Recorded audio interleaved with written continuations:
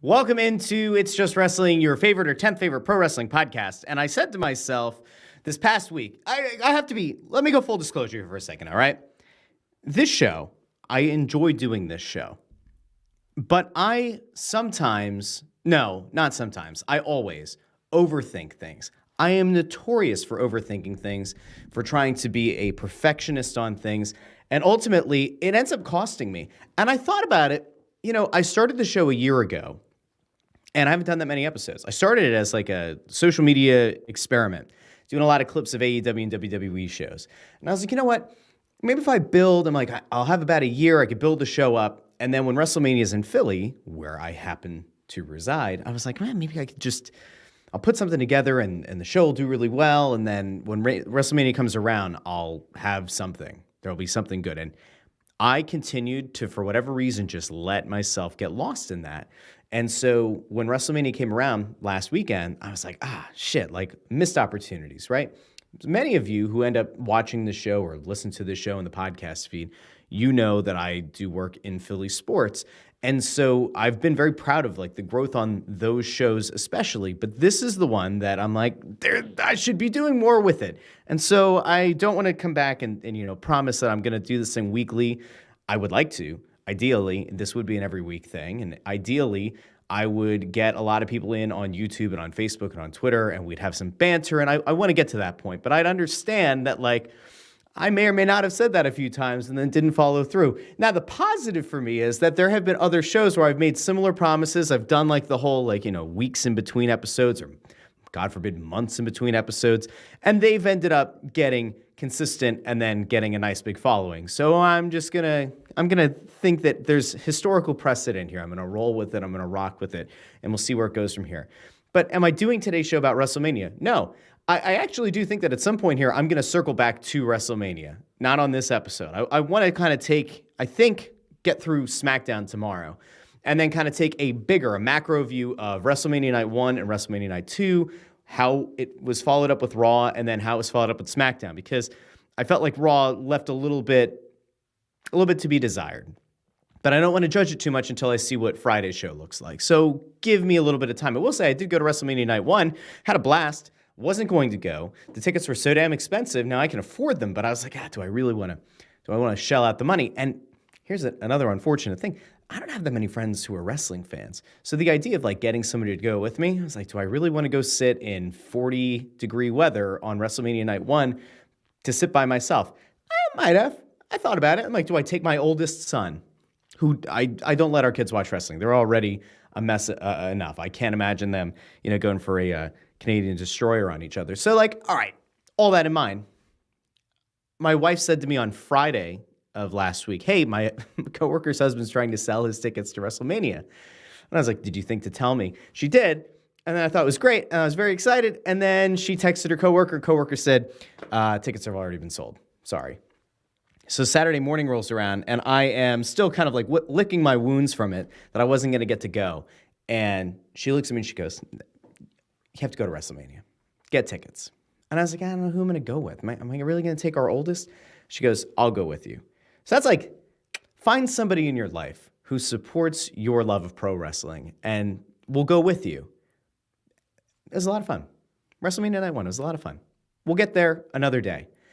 But the reason that I'm breaking this toxic cycle of me kind of going am I going to do an episode and overthinking it? The reason isn't because of WrestleMania. And maybe the whole reason that I'm doing it, maybe I'm actually feeding into the problem. Maybe I'm feeding into this insane idea that what AEW did on Wednesday was a good idea, was a good business strategy. I don't think it was. It was horrific.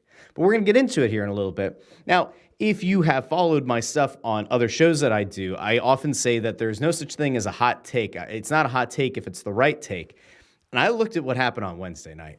And I have to tell you, as somebody who came back to pro wrestling, due in large part to AEW, that they kind of got the creative juices flowing again, they got the excitement back for pro wrestling. I have certainly kind of stuck with them through good days and bad, and there have certainly been a lot of both.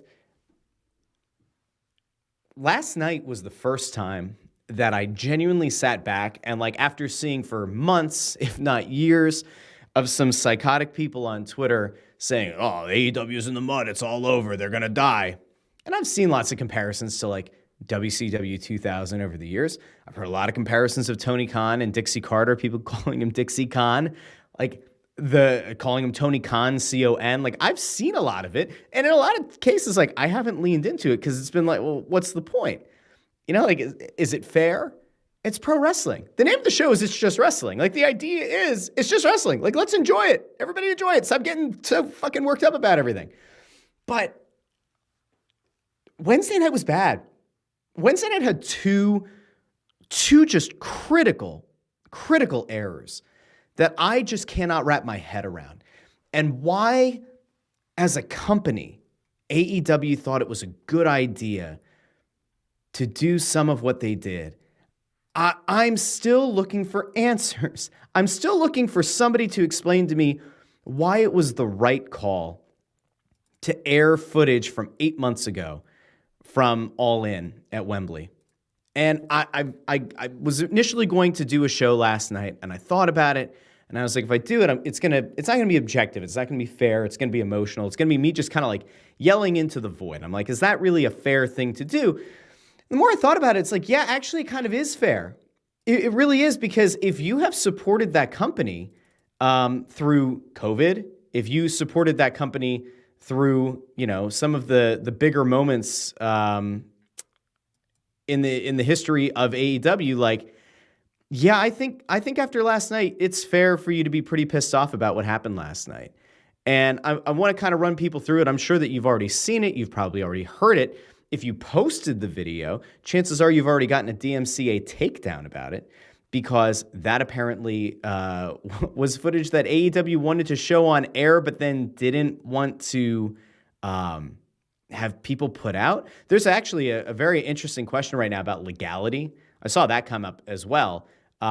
There have been legitimate questions aired about using closed-circuit TV footage, using the CCTV footage as part of AEW Dynamite last night, that they might be in violation of a UK law that you can't use it for entertainment purposes. It can only be used to, I guess, get an idea of who might have been involved in an incident, but you're not supposed to use it for commercial gain or for entertainment.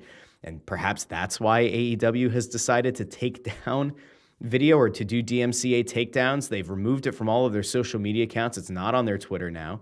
It's nowhere to be found. And I have to be honest with you, I was kind of dumbfounded that they rocked with it, that they rolled with it. I really thought that what AEW was ultimately going to do was a bait and switch. I thought that they would have the EVPs show up on screen, and then it was going to turn out that, like, it actually, in fact, had nothing to do with AEW All In, or that if it did, it had more to do with like something goofy from backstage, kind of like the Being the Elite thing. I didn't expect that AEW is really going to run the footage. And I thought back to it. All right, so if we go back to the genesis, Ariel Helwani on the MMA Hour had CM Punk on during WrestleMania week. And Punk goes through this thing, and it takes about 50 seconds or so, which I'll get to in a second. We know that it's about 50 seconds because of what ended up airing last night. But CM Punk runs people down what happened backstage, that Jack Perry goes out onto AEW All In during the pre-show, does the Real Glass Crimea River thing. He comes backstage. Punk says they get into a back and forth where he's like, why are you trying to do this indie bullshit on national TV? Jack Perry doesn't like it. They go back and forth. This is the second incident that they had because, weeks or a month prior or whatever, Jack Perry wanted to use Real Glass, smash a window on a rental car at Collision. We all get back to this, all right? So they have this back and forth backstage at All In. And then it's just calamity. Punk says, I didn't punch anybody. I choked a guy a little. And then Samoa Joe ran over and told him to let go. And he let go, and they got separated, and that was it. And he looked over to Tony Khan, walked over, said, you're a clown, and I quit. And then eventually Samoa Joe and Jerry Lynn go to his locker room, to his dressing room, and they convince him to come out and have the match for all the people who paid in attendance to have that match with Joe. And then, if he quits, he quits. So that was what he said on the MMA Hour. And that clip started going viral again last night because Ariel Helwani took the CCTV footage that AEW decided to air And he layered it on top and almost down to like the second. It was almost as if when Punk went on to the MMA Hour that he had kind of recounted it in his mind, or that maybe he had access to it, the footage. And it's like the idea of kind of going back through a critical moment in your life, right? And like, there's always this idea of like time loss, time perception, whatever. Punk pretty much down to a T in this like 45-second clip when they're juxtaposed with each other. Like, it's almost identical to what he said. Now, at first blush, when I saw the footage, I thought, oh, it looks like punched Jack Perry first and then put him in a headlock. That's not what happened. It was a shove. It wasn't a punch. And then he puts him in a front face lock. They get separated. And then you can see, I think where maybe there was a punch was after they got separated. It looked like Punk threw something with the right hand. Maybe it was a punch. Was it another attempt at a shove? I don't know. Doesn't really matter, does it? So AEW decides, oh, we're going to air this. Now, I said ahead of time, and virtually everyone, it is so rare that you get the pro wrestling community to all agree on the same thing, that this is fucking dumb. You can't do this. This is bad business. There's virtually no way that you come out of this looking good. And yet they chose to do it anyway. Fine. AEW, like they're adults. Tony Khan is an adult. His company, he gets to make the call to air the footage. I said going into it, if there's one thing that you have to make sure is in this footage, it is like irrefutable evidence that what Punk said was 100% fictitious, that there was no truth to it, and that by airing the video, you are going to prove that he was full of shit. Because if you don't, or if it's only a slight variation on what he said, this is going to blow up in your face. Like I said to some friends yesterday, if it's me, if you're AEW, this video had better show Punk throwing multiple punches, which that video did not. It better show Punk verbally or physically assaulting Wembley Stadium employees, not just AEW people, not just getting physical with a Jack Perry or with a Samoa Joe or whoever, but that like he actually has to berate workers in the stadium. That wasn't in there.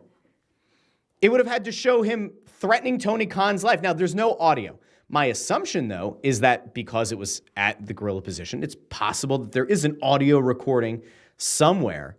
I'm actually a little bit surprised that because of the magnitude of the show that they weren't doing a behind-the-scenes documentary kind of thing, like what WWE is apparently working on to show the build-up to WrestleMania.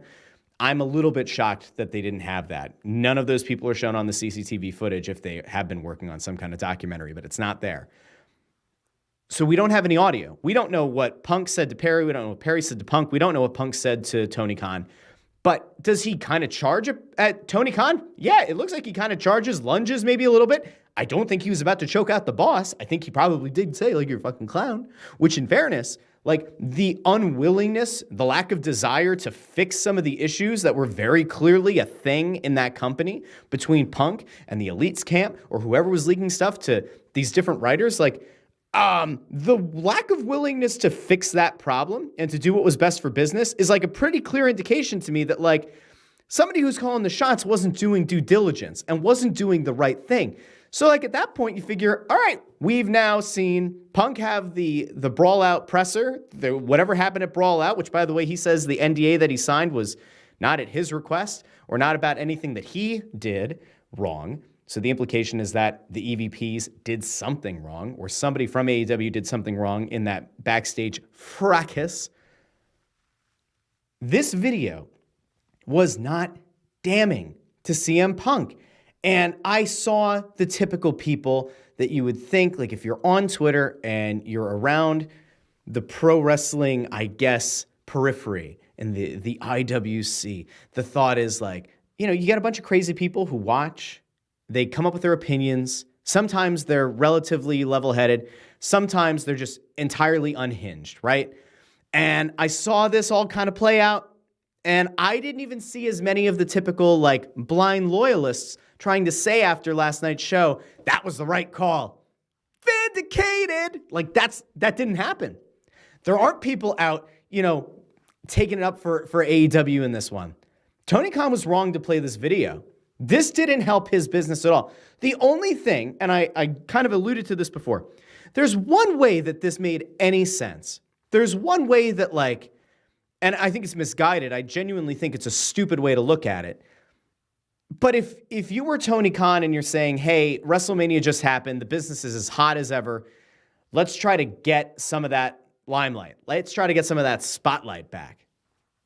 Okay. I think it was really dumb, and I don't think it's going to work out the way he had hoped it would. And it sounds like, if you can believe reports leading up to last night and then coming out of last night, it doesn't sound like the talent were very thrilled with it either. Wade Keller from PW Torch today put out a report that the impression that he got is that the Young Bucks actually didn't want to present the footage. Now, in fairness, their faces are all over it, right? They're the ones presenting the footage. It's not Tony Khan. If it is true, right, if it comes out that the Young Bucks really didn't want to do this, and this was all Tony Khan orchestrating it, dictating it, that's a fucking mess. Because those guys are as much a part of the CM rise and fall in AEW as anyone else. And if they genuinely thought this was a bad idea, to make them the face of it isn't going to get them heat. It continues to make them look petty. And they put out on Twitter last night, EV petty. It makes the company look minor league. There's no other way to look at it. Again, there's nothing that is such a big discrepancy between what Punk said on MMA Hour and what that footage showed that would flip people's idea about CM Punk and about what happened. What should have happened, what I think any good boss would have done, is when Tony Khan decided that it was time to be done, whether it's because Punk quit or it's because AEW decided to let him out of his contract, they fired him, whatever actually happened, because Punk said he quit. Tony Khan said he was fired for cause. I don't really care. Guy's not there. He's with WWE now. When that decision was made, when the decision to address it on TV was made, that's when you show the video. That's when you do it. Because you can't build a story now. There's no payoff. What's the payoff exactly? Jack Perry is in New Japan right now, right? And if he comes over and he joins the Elite and it's Jack Perry, the scapegoat, the Young Bucks, Okada, who cares? I mean, I'm sure that there are a bunch of diehard people that are going to care, but from a general perspective here, the ratings have dropped. Attendance is putrid. This hasn't worked. The fallout since All In has not worked. I would even go back to Brawl Out. The fact that no one was an adult enough to get all interested parties in a room to squash the beef and to do good business. I said last year, before All In, the ultimate thing to do was Kenny Omega versus CM Punk, was to do an All In, because remember, it was All In followed by All Out. You could have done CMFTR versus the Elite at All In, and you could have had Punk versus Kenny Omega at the next week at All Out in Chicago. That's if you're a good, responsible boss, you get all those guys in the room, you're paying them a lot of money, and if the goal is to try to do the best business, then you hold them all accountable. Punk said he was on a talent contract and also another contract, presumably because he was overseeing what was happening with Collision. So he was technically an executive. You know that the Young Bucks are EVPs. So if all that is true and the idea is to do what's best for business, how the fuck don't you get these guys together at any point and say, yo, squash the beef? There have been bigger issues in the past. Kurt Angle and Jeff Jarrett worked together. I mean, go back to that. You have to be able to trust the people you're in the ring with. They were able to get past it. You're telling me that a spouse leaving for another guy that you're about to work a match with? You're going to try to tell me that that's not bigger than whatever the hell happened at Brawl Out in the locker room? You can't figure out a way to squash that? Get the fuck out. That's crazy. Edge and Matt Hardy. I mean, it wasn't a marriage, but it was a relationship. Seriously? You can't figure out a way to get these guys in a room and to do what's best for business. They're getting paid more than they would have gotten paid anywhere else. And you couldn't figure it out? So the lack of ability to fix it then is what allowed this to metastasize and to get worse and worse and for things to fester. And then it led to the glass-spotted Collision where Punk says, Jack Perry, those kind of guys who are friends with EVPs, they weren't supposed to be at Collision in the first place. He has to then go and be one of the people to tell Jack Perry, no real glass. You want to do that, do it on Wednesdays. And then that apparently festered for so long that it got to all into the Crimea River line, to this backstage thing that ultimately led to CM Punk either quitting or being fired. Like, that's nuts, okay? It's genuinely crazy.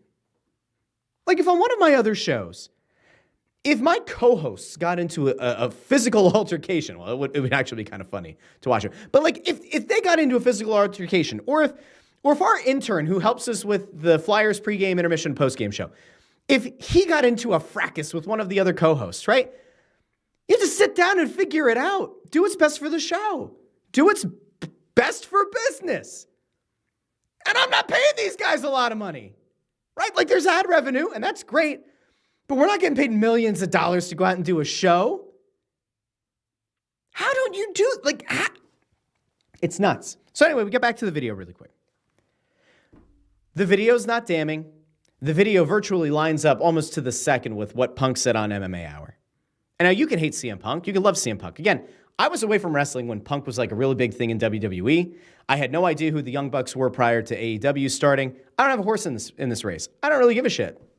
I just want to enjoy wrestling. I just want to enjoy a show. I want the best product to be put in front of me as a pro wrestling fan.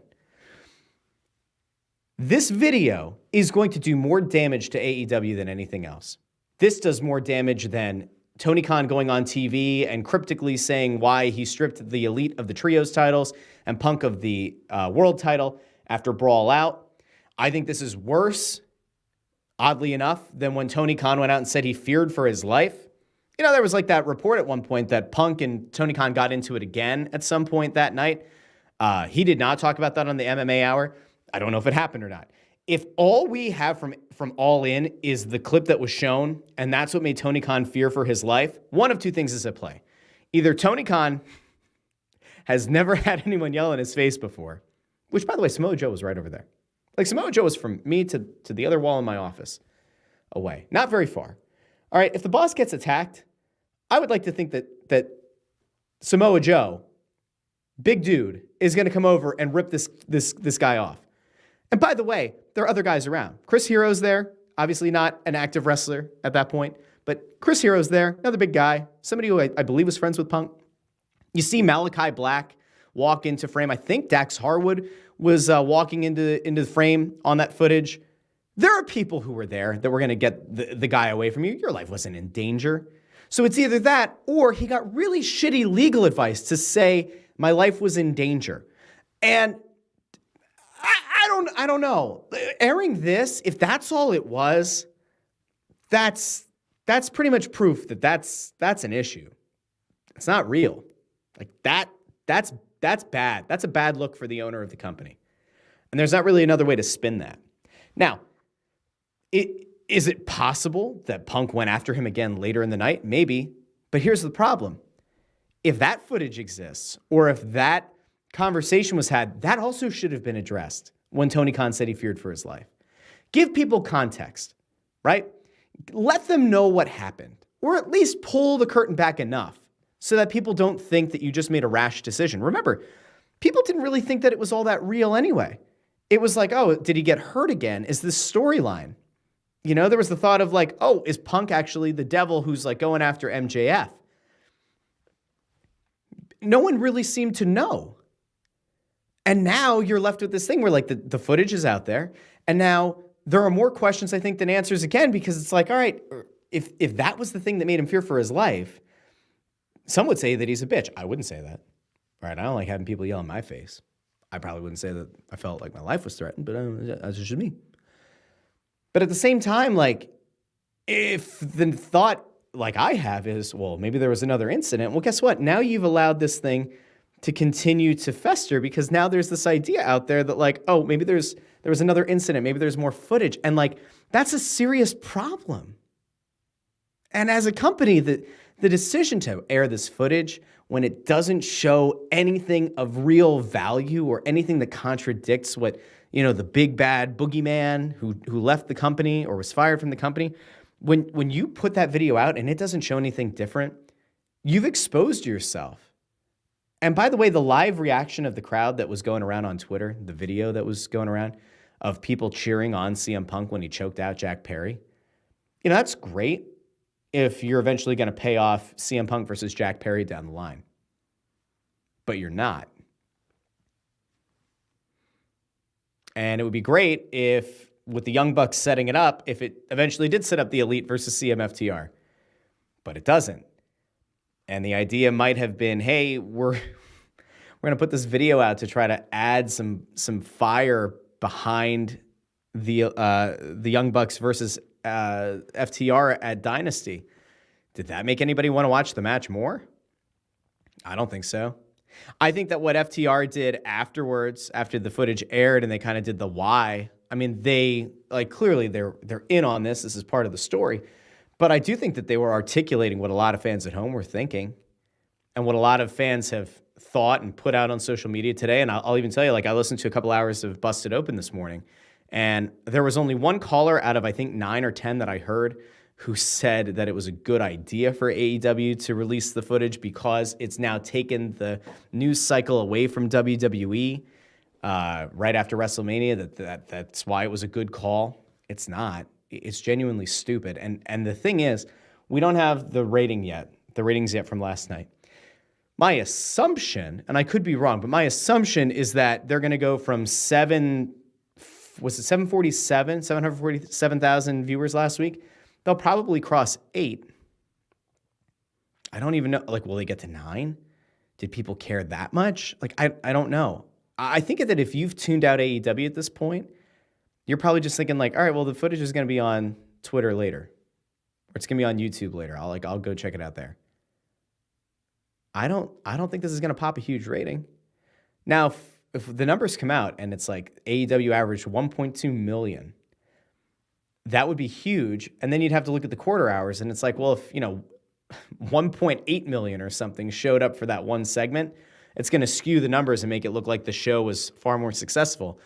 I don't see how last night helps you grow the business. And that wasn't even the worst part of Dynamite last night. There was actually a worse part.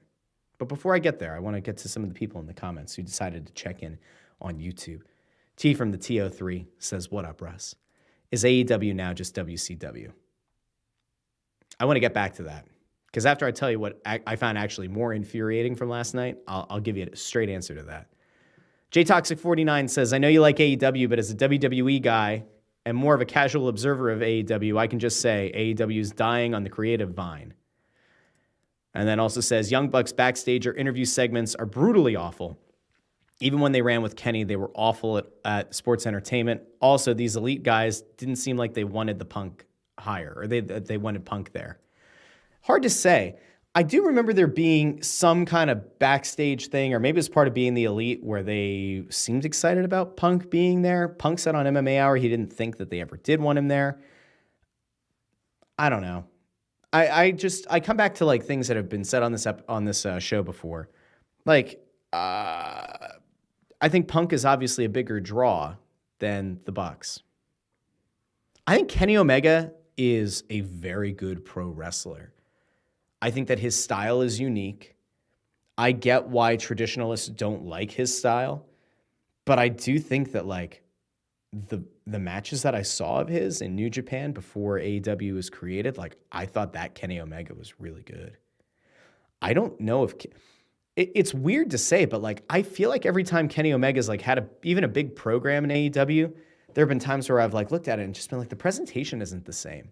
There was something that felt like more authentic, raw, whatever, in his matches with Okada in New Japan than he's had in most of his matches in AEW. It felt like instead of being kind of like the cleaner, this killer in New Japan, he was just kind of like part of a little friendship clique in AEW, and it just kind of felt soft comparatively. So like, I don't know. I hope Kenny Omega's doing well. So I might have to have surgery. It's rough. I just don't get the Young Bucks. I don't. I think that the Young Bucks as a tag team have put on some really good matches. I go back to the cage match with Lucha Bros, where I was like that. I cheered when Lucha Bros won. I legitimately got like off my couch. I woke up my kids because I was cheering. My wife thought I was nuts. It was totally fine. I think that they've had good matches. I don't think that the Bucks and FTR have had sensational matches. I think the chemistry is not totally there. I think that's actually kind of a bummer in a sense, which is why I'm not really excited for FTR versus Bucks 4. I just think that they have better dance partners. I think that, Juice Robinson and Jay White against FTR in Collision, that 2 out of 3 falls match was like the best tag team match I've ever seen on free TV. I think they mesh really well. Again, I think like the Bucks and a team like Lucha Bros work really well together, but I don't think that the styles mesh well when they're against each other. The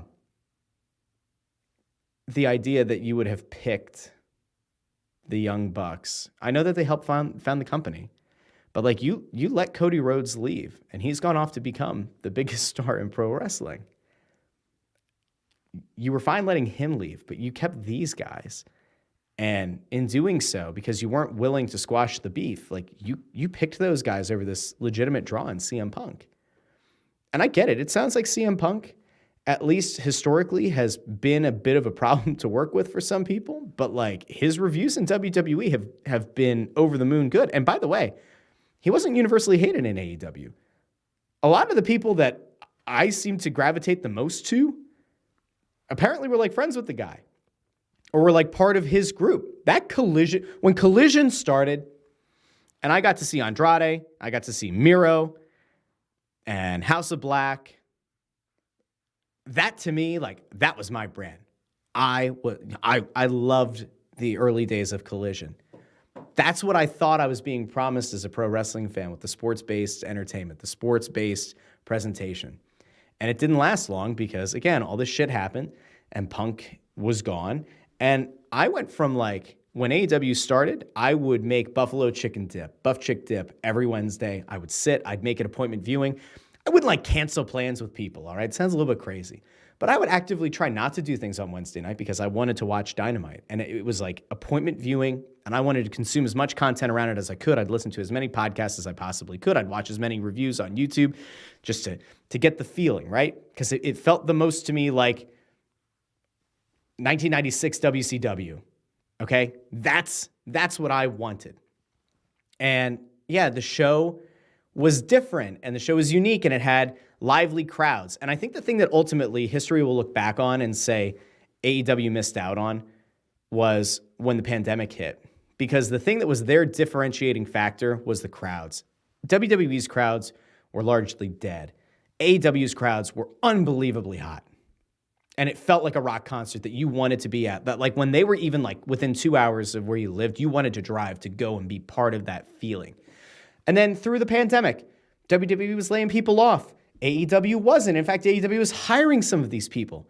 So like Tony Khan was like getting all kinds of good faith from the pro wrestling community because he was bringing these people on. He wasn't firing people. He wasn't releasing them.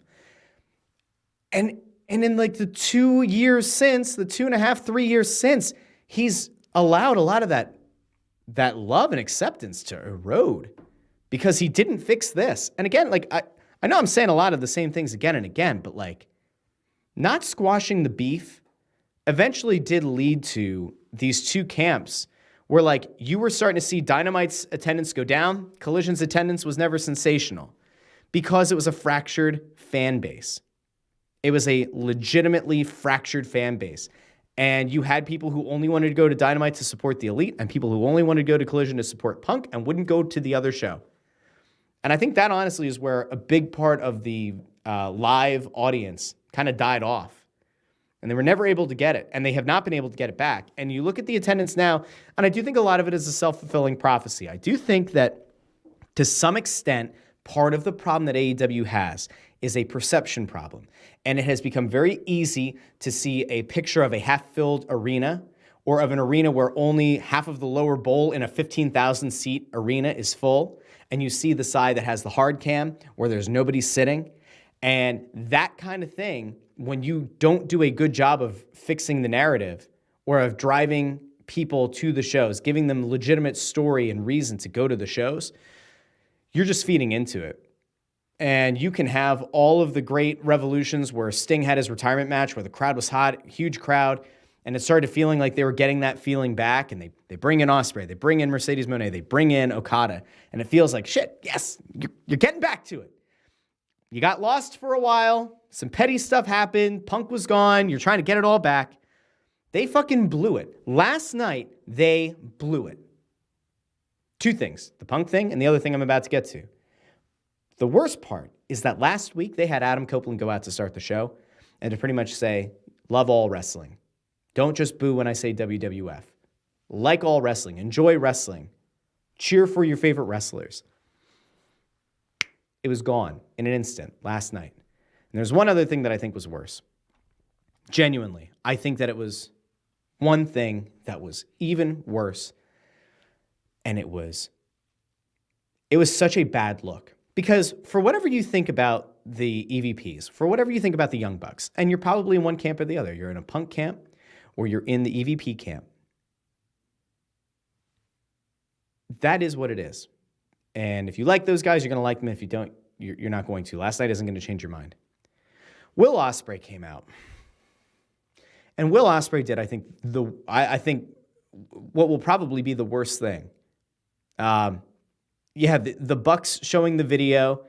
They cut back to the desk, and Tony Schiavone looked like it's happening all over again. Tony Schiavone looked absolutely distraught. But that was a momentary thing. Will Ospreay comes out and he cuts a promo. And in the promo, instead of leading with his match against Bryan Danielson, he responds to a clip from the Pat McAfee show where Triple H essentially says about free agents that if you don't want to grind, if you're not into it for the grind, then this isn't the place for you.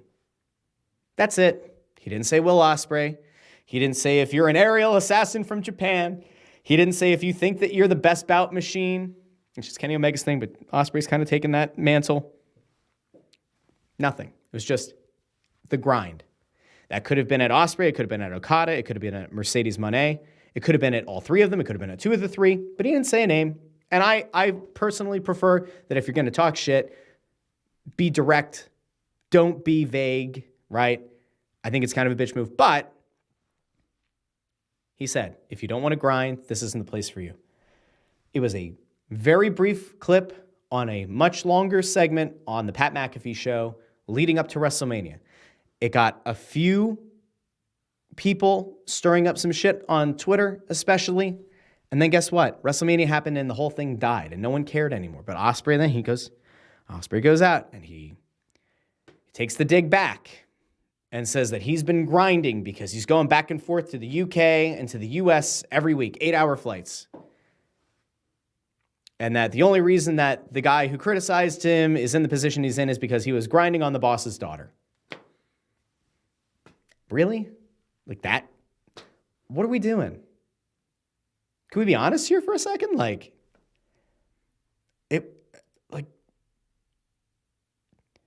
Will, from what I've gathered, and again, it's reports, and I think that in a lot of cases, pro wrestling reporting is hilarious because it's a scripted show and you don't actually know what's true and what's not. But if I'm going to go off of reports, Will Ospreay and Kazuchika Okada may not have wanted to leave their home countries to relocate permanently to the U.S. Now, I did see at some point there was the mention that Okada was actually going to relocate, so that might not have been true for him. But for Ospreay, he didn't want to leave his, I don't know if it's his wife or if it's his girlfriend or whoever, fiance, and their child, but he didn't want to uproot them and bring them to the States. And so while I get that on a human level, those flights suck, and having to fly 8 hours or whatever a week sucks. 8 to 10 hours a week sucks. You chose that, right? Is it really the grind if you chose it? I choose to host some shows. I choose to do my own social media. I choose to produce the shows and to do all the stuff that I could probably pay somebody to do, but I choose to do them. Is that grind? I guess, but it's self-inflicted grind. I work a very high-pressure 9-to-5 job that often is much longer in the day than 9 to 5 and may or may not be part of why I can never seem to find the time to do this show and the other ones that I do. Is that a grind? Sure, but I choose to do that because it pays well. I don't know if you can go back and say, I've been grinding because I chose to remain in the UK and to fly back and forth to the UK and the US. Now, I just don't get it. And by the way, like, you might like Triple H, you might not like Triple H. Like, he was a great heel when he was an active wrestler. Very hateable. Like, did a great job of getting the crowd to hate him. But the guy probably has one of the highest popularity ratings right now of anybody in pro wrestling, coming off of a massive WrestleMania weekend where they continue to point out that it was like the best WrestleMania in terms of so many metrics. Triple H is not Vince McMahon, right?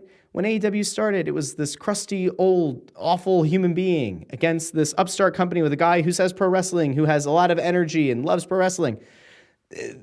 The paradigm shifted when Vince McMahon was ousted and Triple H was put in charge. That's not the guy you go after now. If you're Will Ospreay, like, what's the end game? All right, Triple H says something on a podcast, and then it's done. Why are you taking time? He even said, he actually kind of did a wink and a nod to what CM Punk said about TV time is expensive. But to shoot on Triple H, who is coming off of the best WrestleMania weekend, the most successful business-wise, to take the shot there, what are you doing? Of all the people to shoot on at WWE, that's the guy? And again, it's not like it can end in a match. It's not like it can end in a good angle. So that's two things. AEW did two really stupid things on Wednesday night. They aired the footage that showed that CM Punk did not drastically exaggerate or lie about what happened backstage at All In. And Will Ospreay fired back at the guy who was responsible for the creative of a sensational WrestleMania weekend and is probably more popular than any other promoter booker in the industry now. And we're wondering why the ratings drop, and we're wondering why the attendance is dropping, and we're wondering why people like me, who were brought back to pro wrestling through AEW, through the excitement, the energy, being different, all these people are wondering now, why are we losing those people? Why are we losing those fans? Where do all those fans go?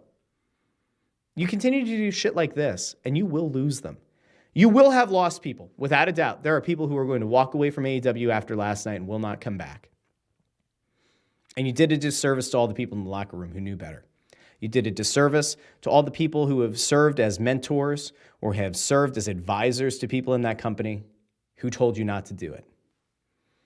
And if the report from this morning from PW Torch is true, then you, Tony Khan, went and decided to fire this shot at CM Punk, releasing this footage, thinking it was a good idea, when your EVPs who on screen are trying to get as much heat as possible said it wasn't a good idea. I don't know, we'll see. Maybe the DMCA take down this video. I didn't show anything. I didn't say anything that's factually inaccurate.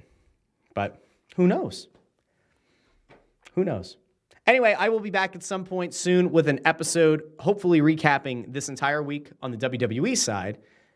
Nights 1 and 2 of WrestleMania in Philadelphia. Monday Night Raw, which was very good for the first 45 minutes and I think really fell off. And then whatever happens on SmackDown on Friday night. I look forward to getting into the swing of this. I think the 9 to 5 is still very, very time intensive, very stressful, but I do think I'm going to be able to find some time. And in doing so, I'll do more with this show. It's possible that this show will take a more snackable size. It'll be like a 15-minute show, 20-minute show a couple times a week. Or it'll be something like this that goes about 45 minutes over on YouTube, Twitter, and Facebook. And also on Instagram Live today. So thank you to everybody who tuned in over there as well. If you haven't done so already, like the video, share the video, subscribe if you're on YouTube. If you're listening in the podcast feed or you like podcasts better, the show is available on Apple Podcasts, Spotify, Pandora, wherever you get your podcasts. You can find me on Twitter at JoyOnBroad. You can find the show on Twitter at It's Just Wrestling. No you in the word just. I don't know why I thought that was a good idea, but there's too many graphics and videos and everything that feature it, so I'm not going to change it now. But you can find all the social media stuff at the top of the screen. You can find it in the description of this video or the description of the podcast episode. And I want to thank all of you for tuning in. I hope to see you again at some point in the very near future. So, listen, we got a little bit worked up today. People continue to be worked up. Everybody just take a deep breath. Remember, it's just wrestling. Have a great day, everybody.